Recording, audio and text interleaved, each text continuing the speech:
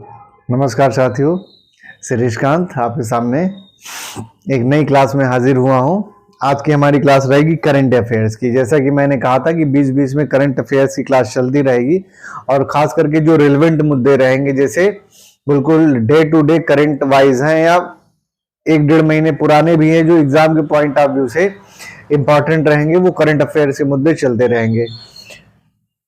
बहुत लंबी क्लास तो अभी चल नहीं सकती करंट अफेयर्स की, पर जितनी भी 20-25 मिनट की क्लास चलेगी उसमें मेरी पूरी कोशिश रहेगी कम से कम 15 से 20 क्वेश्चन ऐसे रहेंगे जो आपके लिए काम आएंगे। ठीक है, तो करंट अफेयर्स में आज हमारा मुद्दा क्या रहेगा? करंट अफेयर्स की जो क्लास है, एक मिनट साथियों, जो करंट अफेयर्स की क्लास है उसमें पहला मुद्दा हमारा रहेगा क्या? जनधन योजना। अभी आप लोग पेपर के द्वारा या मीडिया के द्वारा या न्यूज़पेपर में सुन रहे होंगे कि जनधन जो योजना है, ठीक है, सॉरी जनधन आंदोलन लिख रहे हैं। जनधन योजना एक्चुअली हिस्ट्री और पॉलिटी पढ़ाते पढ़ाते बिल्कुल आंदोलन जनधन योजना जो है, ठीक है, ये केंद्र सरकार की सबसे महत्वपूर्ण और सबसे कह सकते हैं कि मोदी सरकार की सबसे पहली योजना थी जनधन योजना जब आई थी। ठीक है, और एक प्रकार से कह सकते हैं कि ये योजना ऐसी थी कि जब ये आई थी तो लोगों ने इसके बारे में बहुत मजाक उड़ाया था कि फ्री में खाता खुलवाना। जैसे इसमें जनधन खाते में साथ में क्या रहता है कि फ्री में खाता सरकार खुलवाती है। ठीक है, जीरो बैलेंस पे आपका खाता खुलता है। तो पहली बात तो क्या है कि जनधन खाते के साथ में जो पहला पॉइंट है, ठीक है। अच्छा, जनधन योजना की शुरुआत कब हुई थी? जनधन योजना की शुरुआत हुई थी 28 अगस्त 2014। 28 अगस्त 2014 से इसकी शुरुआत हुई थी। ठीक है, ये योजना शुरू हुई थी।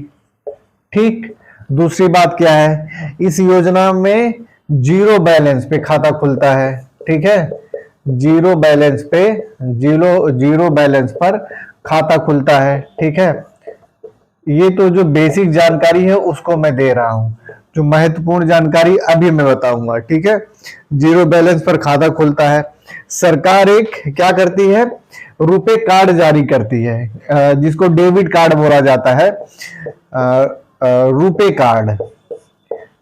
कार्ड जिसको डेबिट कार्ड बोला जाता है। ठीक है, इससे आप सब कुछ काम कर सकते हैं। जैसे हमारे आपके पास डेबिट कार्ड होता है, बिल्कुल उसी तरीके से ये सारी चीजों में उपयोग लाया जा सकता है। डेबिट कार्ड का मतलब ही यही होता है कि कहीं आप शॉपिंग करने जाते हैं, अगर उसमें पैसा है तो आप उसका यूज कर सकते हैं। कार्ड के द्वारा पैसा लेन देन की प्रक्रिया हो सकती है, खास करके किसी शॉपिंग मॉल में गए, खाना पीना खाने गए, रेस्टोरेंट में गए, कहीं भी गए, डेबिट कार्ड का मतलब यही होता है। ठीक है, तो कहने का ये मतलब है कि जी ये जो रुपे कार्ड है, इसको सरकार जब आप खाता खुलवाते हैं तो वो रुपे कार्ड जारी करती है। ठीक, ये बात हो गई।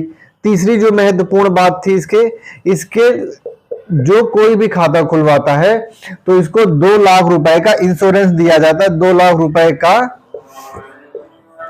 रुपए का दुर्घटना बीमा भी हो जाता है, व्यक्ति का दुर्घटना बीमा भी हो जाता है। यानी कि अगर बाई चांस आपने खाता खुलवाया है और कोई ऐसी समस्या आपको हो गई है, कोई भी ऐसी तकलीफ हो गई है, कोई ऐसी दुर्घटना में जो भी मापदंड पैरामीटर्स आते होंगे सरकार की तरफ से, अगर उसमें आपको कुछ हो जाता है तो आपको जो है 2 लाख रुपए की आर्थिक सहायता दी जाएगी। सरकार का मोटा एक आशय है कि हम गरीब से गरीब जो निचले तबके के लोग हैं, जो बिल्कुल से खाद बैंक कभी नहीं गए हैं, सरकार ये योजना लेके आई थी, जनधन योजना, जनधन खाता योजना। ठीक है, और ये योजना इतनी जबरदस्त हिट हुई है कि अभी सरकार की तरफ से आंकड़ा आया है जो है 50 करोड़। जो मैं ये सेशन ले रहा हूं ये इंपॉर्टेंट है इसी के लिए कि 50 करोड़ जनधन खाता की संख्या पहुंच गई है।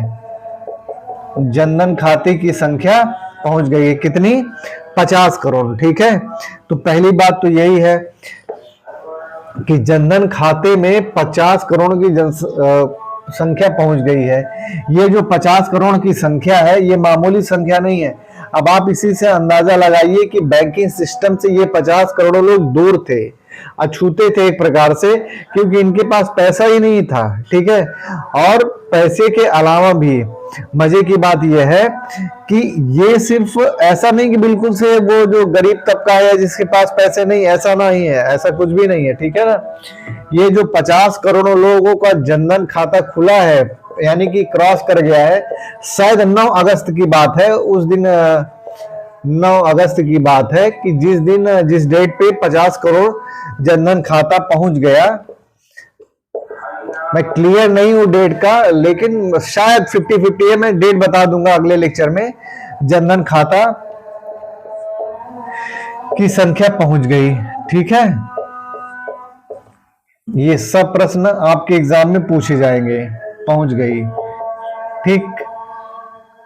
इस 50 करोड़ की जो जनधन खाता खुला है, इसमें जो रकम जमा हुई है खाते में यानी बैंक में, सबके टोटल वो कलेक्टिव रूप में यानी कि 2.03 लाख करोड़ रुपया जमा हुआ है। मामूली रकम नहीं है ये, 2.03 लाख करोड़ रुपया बैंक में जमा हुआ है। यानी कि ऐसे जितने भी लोग हैं जिन्होंने खाता जनधन खुलवाया है, उन्होंने अपनी तरफ से उस जनधन खाते में, ऐसा नहीं कि खोल के बैठ गए हैं तमाशा देख रहे नहीं सरकार पैसा डालेगी, अपनी तरफ से एक बहुत बड़ी रकम, मोटा मोटा आप ये जान लीजिए कि 2 लाख करोड़ रुपया उस खाते में डाला है इन लोगों ने, जितने भी लोग खाता संचालित कर रहे हैं 50 करोड़ लोग, ठीक है। दूसरी बात क्या है, अगर आप इसका औसत एक व्यक्ति का निकालेंगे कि एक व्यक्ति ने कितना डाला है, तो 4076 रुपया प्रति व्यक्ति औसत खाता धारक को ने पैसा जमा किया है। प्रति व्यक्ति औसत, प्रति व्यक्ति 4076 रुपया प्रति व्यक्ति जमा हुआ है। ये एक प्रकार का आंकड़ा है, ठीक है, जो आपको जानना चाहिए, समझना चाहिए कि जनधन खाता जो है कितना इंपॉर्टेंट है, ठीक है। दूसरी बात क्या है, इसके अलावा 67% जो खाता खुला हुआ है, 67% खाता गांवों और अर्ध शहरी क्षेत्रों में, यानी कि जो छोटे छोटे कस्बे होते हैं, अर्ध शहरी, जिनको कस्बों के रूप में अर्ध शहरी क्षेत्रों में खुला है, ठीक है, क्षेत्रों में खुला है। अब आप समझिए कि इसकी इंपॉर्टेंस कितनी है। 67% का मतलब है कि 33% ही लोग प्रॉपर शहर में खाता खुलवाए हैं जनधन से, बाकी 67% लोग या तो गांव के हैं या छोटे छोटे ऐसे कस्बों के हैं जहां पे कह सकते हैं कि वित्तीय समावेशन या बैंक जो है उनके दरवाजे पे पहुंची है, तब जाके उन लोगों ने खाता खुलवाया है। या ये कह सकते हैं कि जीरो बैलेंस पे ऐसे लोगों ने खाता खुलवाया, बाद में उसमें पैसा डालते चले गए, ठीक है। ये बात है, 67% गांव और अर्ध शहरी क्षेत्रों ने खाता खुलवाया, ठीक। तो ये बात हो गई है, ठीक। मैंने सब इसमें पहले बता ही दिया है कि 28 अगस्त 2014 को ये योजना शुरू हुई है और इसमें क्या क्या सारी चीजें हैं। तो ये हो गया जनधन खाते से संबंधित बात, जिसको मैंने सोचा कि आपको बता दिया जाए, ठीक है। और बढ़ते हैं दूसरी खबर की ओर। तो ये है जनधन खाते की ताकत, इंपॉर्टेंस, कि जनधन खाते के द्वारा जो है सरकार क्या से क्या कर रही है, ठीक है। और इसी जनधन खाते के तहत जो है 5.5 करोड़ खातों पे डीबीटी भेजा जा रहा है। यानी डीबीटी का मतलब समझ रहे हैं, डायरेक्ट बेनिफिट ट्रांसफर, यानी कि पैसा सरकार की तरफ से सीधे भेजा जा रहा है। ये जो 50 करोड़ लोग हैं, इनमें से 5.5 करोड़ ऐसे खाता धारक लोग हैं, ऐसे खाता धारक हैं जिनके खाते में सरकार डीबीटी के माध्यम से सीधे पैसा भेज रही है। ये इसका इंपॉर्टेंस है, सीधे पैसा भेज रही है। यानी ये खाते खुल के खाली पड़े नहीं हैं, ठीक है। इनका कितना उपयोग हो रहा है अब आप समझ सकते हैं, ठीक है। ये बात हो गई। एक मिनट साथियों,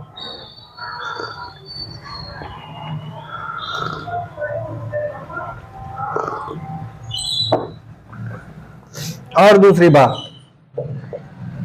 टोटल जो 50 करोड़ खाता धारक हैं उनमें से 56% महिलाएं हैं खाता धारक, महिलाएं खाता धारक है। ठीक है, ये इंपॉर्टेंट है, खाता धारक है।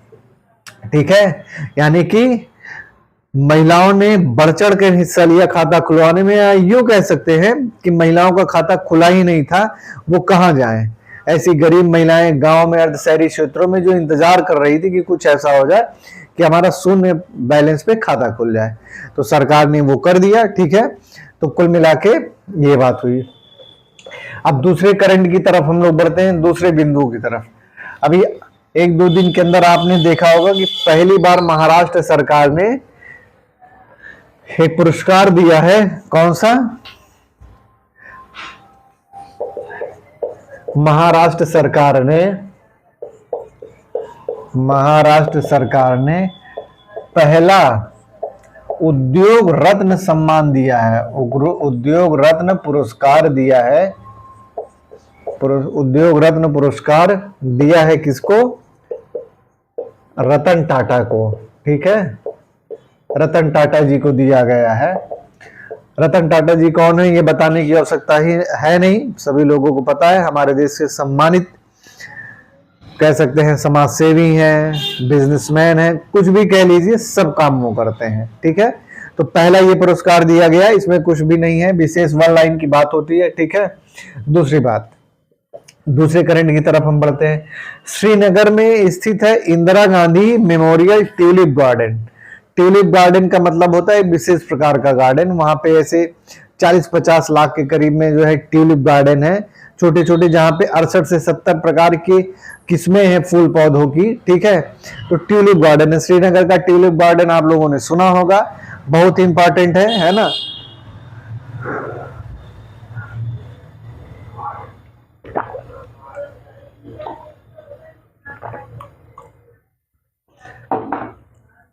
सॉरी दोस्तों, तो उसको क्या हुआ है मैं लिख दे रहा हूं, श्रीनगर स्थित ट्यूलिप गार्डन। ट्यूलिप गार्डन को, ये श्रीनगर में स्थित है ट्यूलिप गार्डन को, जिसको कि इंदिरा गांधी मेमोरियल भी कहा जाता है। इंदिरा गांधी मेमोरियल। ठीक है, ट्यूलिप गार्डन को वर्ल्ड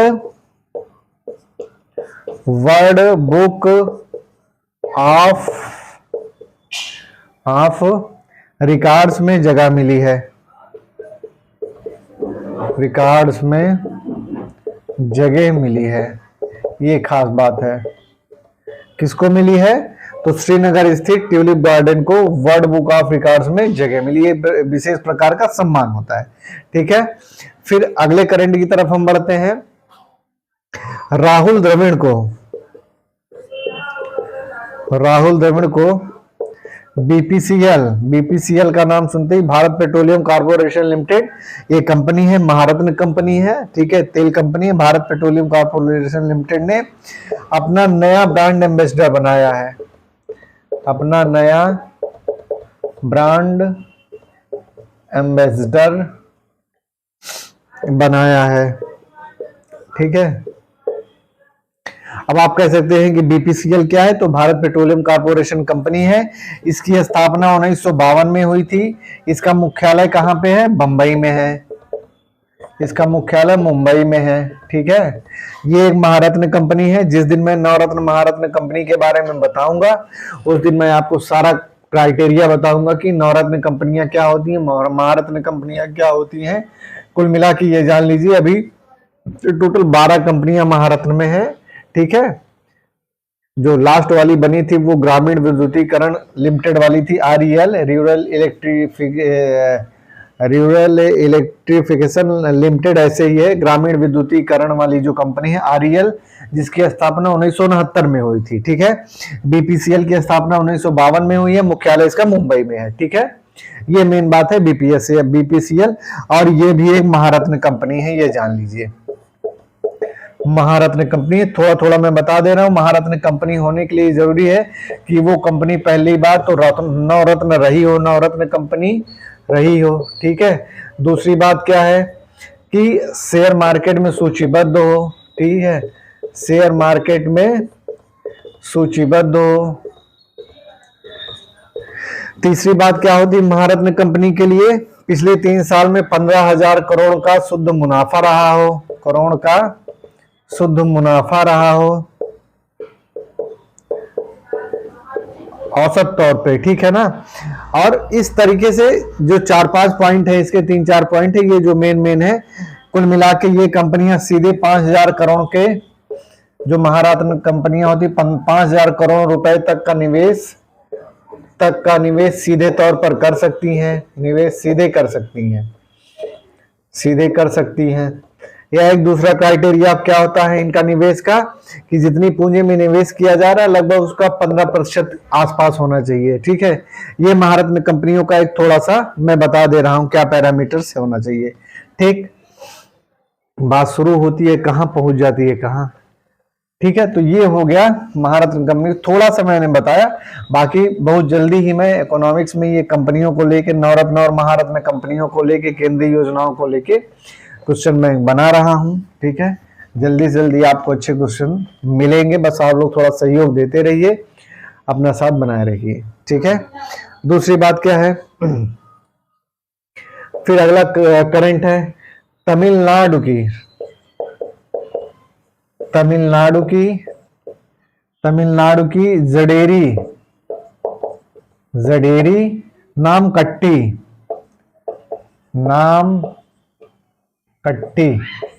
जडेरी नामकट्टी कन्याकुमारी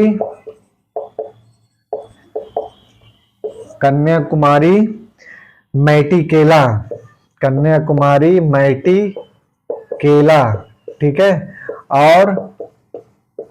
और क्या है, चेदी बुट्टा, नाम भी ऐसा रहता है, चेदी बुट्टा साड़ी को 3 है, तमिलनाडु की जडेरी नामकट्टी, कन्याकुमारी की मैटिकेला और चेदी बुट्टा साड़ी को जीआई टैग मिला है, यानी भौगोलिक संकेतक मिला है, इसको भौगोलिक संकेतक बोला जाता है, भौगोलिक संकेतक, ठीक है। तो जीआई टैग मिला है, ठीक है। 3 को मिला है, तमिलनाडु की जडेरी नामकट्टी, कन्याकुमारी की मैटिकेला और चेदी बुट्टा साड़ी को जीआई टैग मिला है। फिर है अगला क्या है, अगला ये है कि अभी महिलाओं का फीफा वर्ल्ड कप चल रहा है, आप लोगों को पता होगा, जो लोग थोड़ा सा इंटरेस्ट रखते हैं उनको पता होगा। तो ये महिलाओं का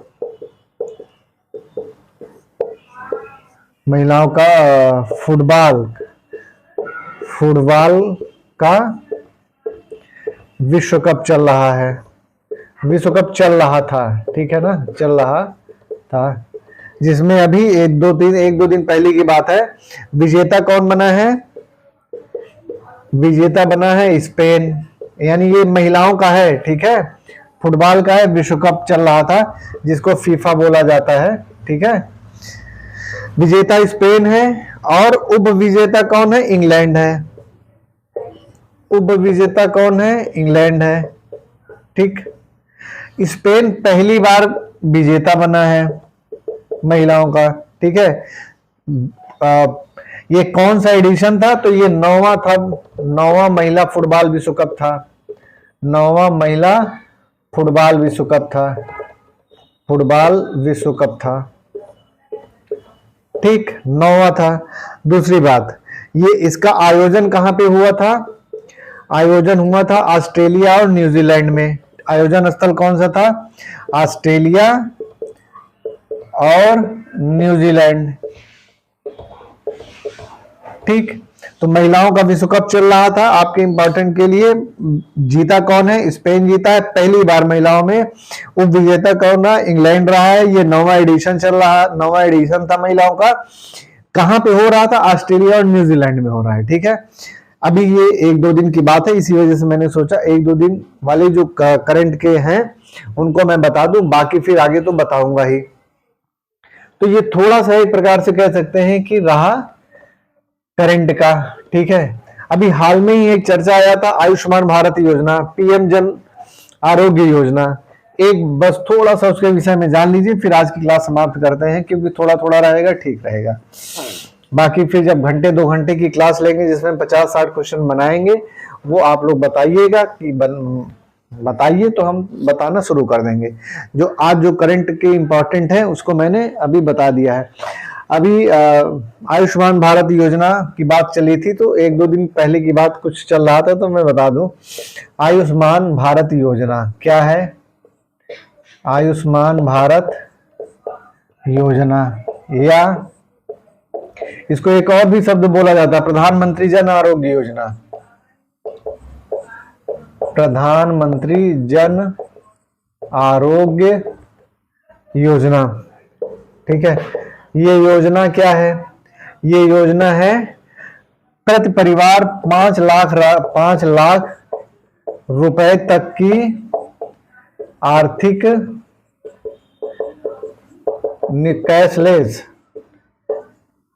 कैशलेस प्रति परिवार।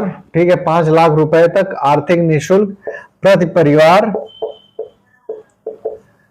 सहायता है। कैसी? नाम से ही आपको पता चल जाएगा, आयुष्मान। यानी कि अगर किसी के परिवार में तकलीफ होती है, कुछ भी समस्या होती है, अगर तो उस परिवार का अगर कार्ड बना हुआ, आयुष्मान भारत कार्ड बना हुआ है, तो उसको एक कार्ड पे, एक परिवार पे 5 लाख रुपए तक की पूरी सहायता उपलब्ध होगी। ठीक है, और क्या होता है इसमें और ये होता है कि ये जो व्यवस्था है, ये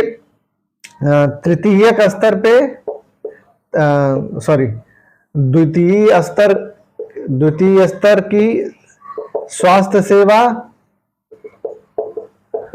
एवं तृतीय स्तर की स्वास्थ्य सेवा होती है, स्वास्थ्य सेवा के लिए होता है। ठीक है, और क्या है? 5 लाख रुपए तक की आर्थिक निःशुल्क कैशलेस सहायता होती है। ये योजना सरकारी निजी अस्पतालों में लागू होती है। अस्पतालों में दोनों जगह लागू होती है। ठीक है, बहुत सारे निजी अस्पताल नहीं इस व्यवस्था को रखते हैं, तो ऐसा नहीं कि उनको करना पड़ेगा, लेकिन मैक्सिमम जगह पे आपको ये व्यवस्था मिलेगी ही मिलेगी। ठीक है, तो सरकारी और निजी अस्पताल दोनों जगह पे ये व्यवस्था लागू होती है। द्वितीय और तृतीय स्तर की जो स्वास्थ्य सेवाएं भारत में होती हैं उनके लिए है ये।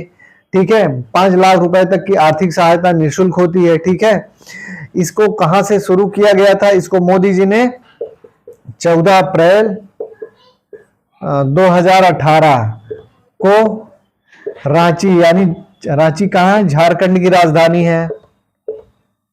झारखंड की राजधानी रांची से 14 अप्रैल 2018 को रांची से प्रधानमंत्री ने शुरू किया था।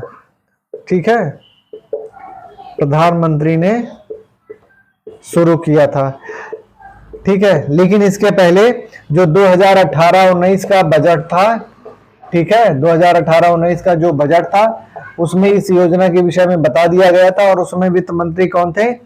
अरुण जेटली थे। ठीक है, तो ये बात है इसके साथ में। ठीक, 2018 की बात है। 2018 का जो बजट आया था, तो उसमें वित्त मंत्री शायद अरुण जेटली ही थे, क्योंकि 18 के एंड में वो छोड़ देते हैं, 5-6 महीने पहले जब उनकी तबीयत खराब रहती। तो ये है आयुष्मान भारत योजना या प्रधानमंत्री जन आरोग्य योजना। ठीक है, ये सब बहुत इंपॉर्टेंट है। मैं फिर से कह रहा हूं कि ये सब ऐसी चीजें हैं कि आपको लगता होगा बड़ी छोटी छोटी चीजें हैं, पर इन्हीं में से प्रश्न आता है, कहीं आसमान से नहीं टपकता है। ठीक है, और दूसरी बात मैं आपको बता दूं कि 14 अप्रैल 2018 को रांची से जरूर ये योजना शुरू हो गई थी, लेकिन पूरे भारत में ये योजना कब से लागू हुई थी? 23 सितंबर 2018 से पूरे भारत में ये योजना लागू हुई थी। तो ये है इसका प्रधानमंत्री जन आरोग्य योजना का थोड़ा सा इतिहास। अभी हाल फिलहाल में 2-3 दिनों में बड़ा चर्चा में रहा। ठीक है, इस वजह से 2-3 दिनों के जो रेलेवेंट मुद्दे हैं उनको मैं उठा रहा हूं। बाकी आपको पता ही है कि अपना चंद्रयान कल 23 तारीख की शाम 5:30 बजे जो है चंद्रमा के दक्षिणी ध्रुव पे लैंड करने वाला है। उसके लिए आप लोगों को बहुत बहुत शुभकामनाएं जो है कि हम ऐसा हासिल करने वाले पहले देश हो जाए, चंद्रमा के दक्षिणी ध्रुव पे हमारा चंद्रयान लैंड कर जाए। ठीक है, उसके भी विषय में आपको जल्दी ही परसों तक जो है 1-2 दिन के अंदर क्लास मिलेगी। ठीक है, बाकी चंद्रमा के विषय में आप जानते ही हैं, पृथ्वी का एकमात्र उपग्रह है, जो 5वां सबसे बड़ा उपग्रह है। ठीक है, जितने उपग्रह हैं उसमें 5वां सबसे बड़ा उपग्रह है, लेकिन पृथ्वी का एकमात्र उपग्रह है क्या? चंद्रमा। चंद्रमा के भी 2 उपग्रह हैं, फोबोस और डिवोस। ठीक है, तो ये सब सारी चीजें हैं। पहली बार चंद्रमा पे कौन गया, कौन उतरा था, कौन सा यान था? ठीक है, अपोलो 2 था। 20 जुलाई 1968 की बात है। नासा का अपोलो 2 था, जिसके जरिए चंद्रमा पे लैंडिंग हुई थी। कौन यान था? अपोलो 2 नासा का था। 20 जुलाई 1968 की बात है। ठीक है, तो ये हो गया मोटा मोटा जो है चंद्रमा के विषय में। लेकिन कहने का मतलब यही है कुल मिला के कि जब अपोलो 2 पहुंचा था 20 जुलाई को, तो उस समय पूरे विश्व में धूम मच गई थी। आज का समय है 2023 का समय है, जब हम चंद्रमा के दक्षिणी ध्रुव पे पहुंचने वाले हैं, यानी दक्षिणी क्षेत्र पे पहुंचने वाले हैं। अभी तक के जितने भी अभियान चंद्रमा के लिए हुए हैं, सब नॉर्थ पोल पे उसके उतरे हैं। साउथ पोल पे कोई नहीं उतर पाया है। आपको पता है रूस का 1-2 दिन पहले लूना जो गया था वो क्रैश हो गया है। तो आशा यही करते हैं कि हमारा चंद्रयान सुरक्षित लैंड हो जाए। बाकी फिर और जो भी करंट होगा ऐसे चर्चा चलती रहेगी, जो भी रिलेवेंट मुद्दे रहेंगे। बाकी करंट के क्वेश्चन बैंक अगर आप लोग कहेंगे तो मैं जरूर बनाऊंगा। ठीक है, जो यूपीपी, यूपीएसआई, दिल्ली सब के लिए काम आएगा। ठीक है, तो ठीक साथियों, नमस्कार फिर।